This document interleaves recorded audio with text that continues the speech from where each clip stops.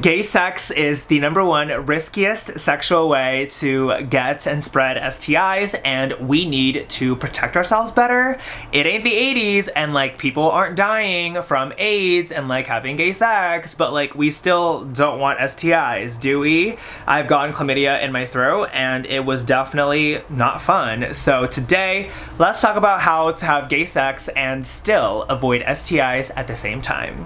Before I get started, please like this video and subscribe to my channel, and don't forget to hit the links below for my full visual bottoming course and my DISCREET douche kits fully shipped to your doorstep.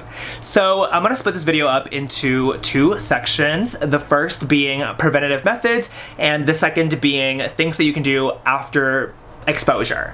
So in the preventative methods section, there are actually 3 different ways, 3 things you can do to prevent getting STIs in the gay world and also in the non-gay world. If you're into DOUCHEs or if you are not in the LGBT, it's still sex ed, okay?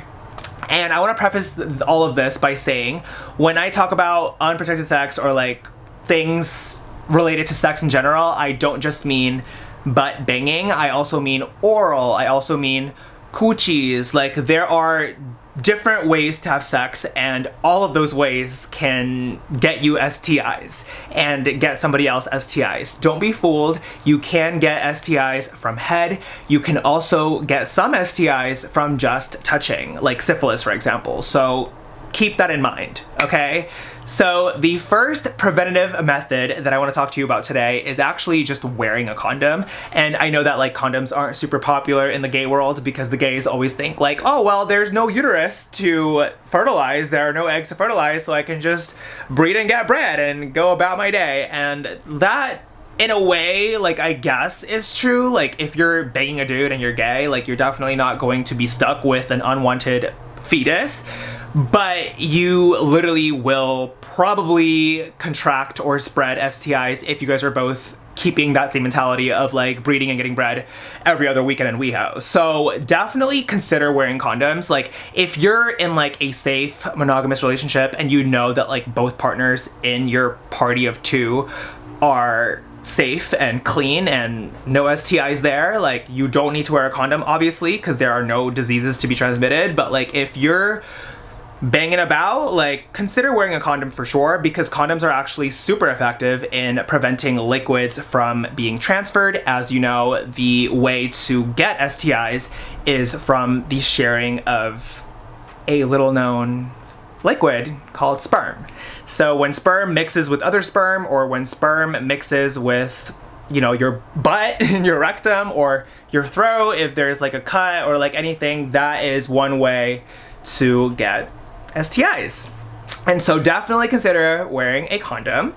The second preventative method that I want to talk to you about today is actually getting on a pill called PrEP. So PrEP is a daily pill that you can take every single day that reduces your risk of getting HIV by 99%.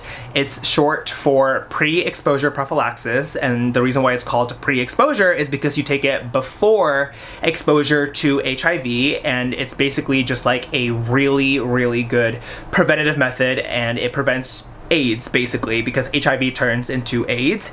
And it's very important to take this pill daily, and it like becomes effective after like 1 week of taking the pill. So like after 1 week it's like 92% effective. After about like a couple weeks it's like 98% effective. So that means you can take this pill every single day and you can get bred or breed, and you probably will not get HIV even if the other person has HIV.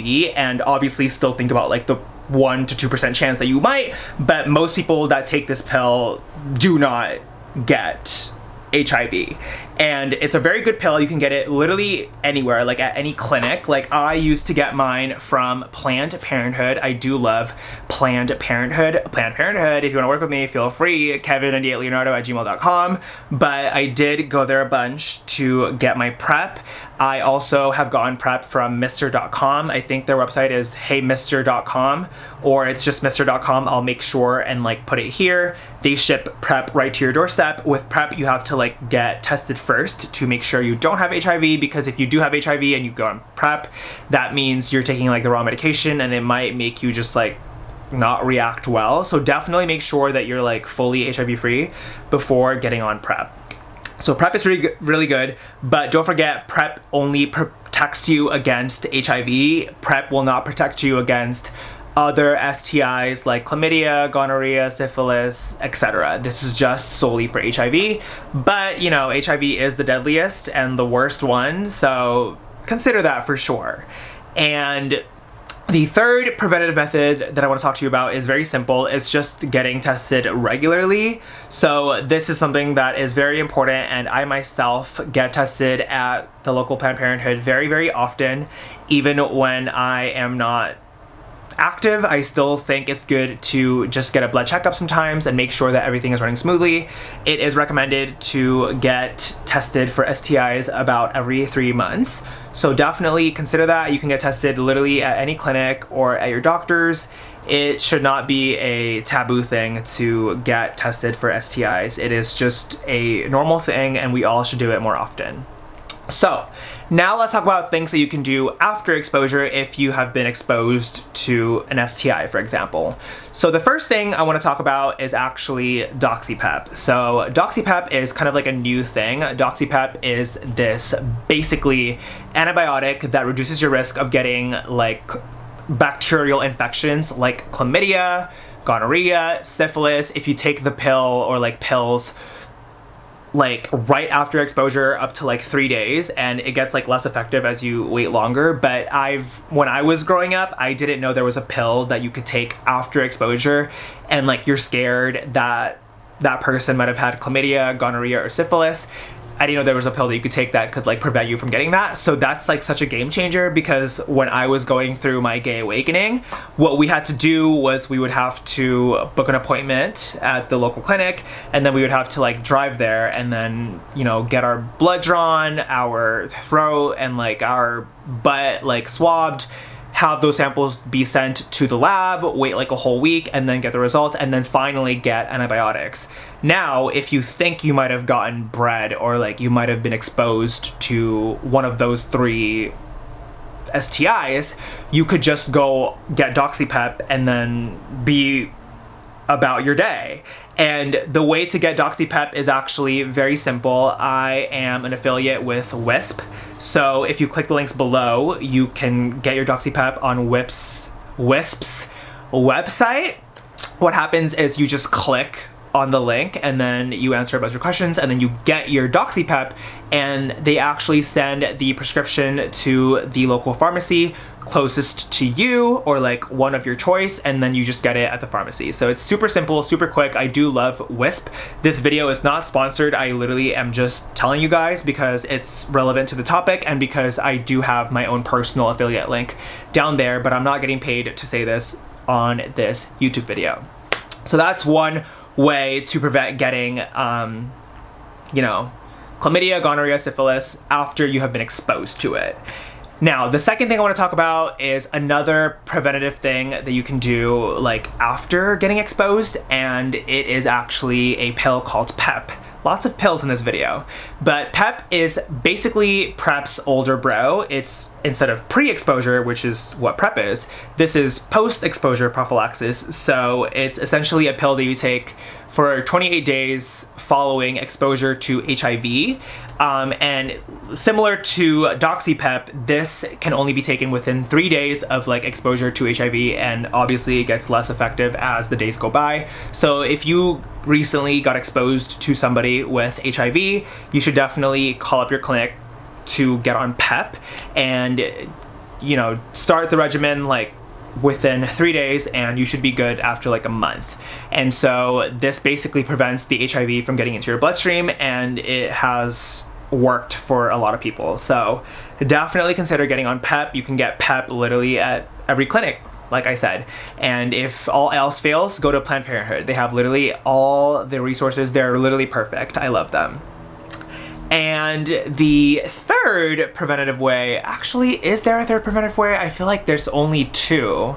It's literally just the post-exposure stuff that I just mentioned to you. Oh, actually, for syphilis, there's like a shot that you can take, a penicillin shot that you can take, but that's like not preventative anymore. That's literally like once you actually have the disease. So that's not part of this video. Like, I can make a whole separate video on like what to do after you actually have the STIs, like chlamydia, gonorrhea, syphilis. Chlamydia and gonorrhea, you take like antibiotic pills. For syphilis, it's a penicillin shot usually, and for HIV, they would give you this pill called ART, and it's a daily pill that you take for a long time, I think forever, and it basically makes your HIV count super low to the point where it's like undetected, and at that point you can bang people and they probably won't get HIV from you because of that pill called ART. So that's a separate video. I can make a whole thing on that. But yeah, those are the preventative ways to like prevent getting STIs and still have gay sex at the same time. And it's amazing how far we've come with like medicine and technology, because like 10 years ago, this stuff was kind of like either not known or non-existent, to be honest. So thank you 2024, thank you America for letting us be creative and letting us bang and providing us with safe alternatives to banging and safe medicine practices and stuff like that. So yeah, thank you guys so much for watching this video. I love you. Please like it and subscribe to my channel if you think this video was informative. I think I did a good job. Let me know in the comments if you have any questions, or if you have any suggestions, or if you think I said something wrong, you want me to clarify. Feel free to leave a comment, and don't forget to hit the links below for, like I said, the Doxy Pep link, and also for my discreet douche kits, and for my visual bottoming course, yada and also for my Cameo. You can book me on Cameo and get a personalized video, so check that out. I love you guys so much, and I'll talk to you soon.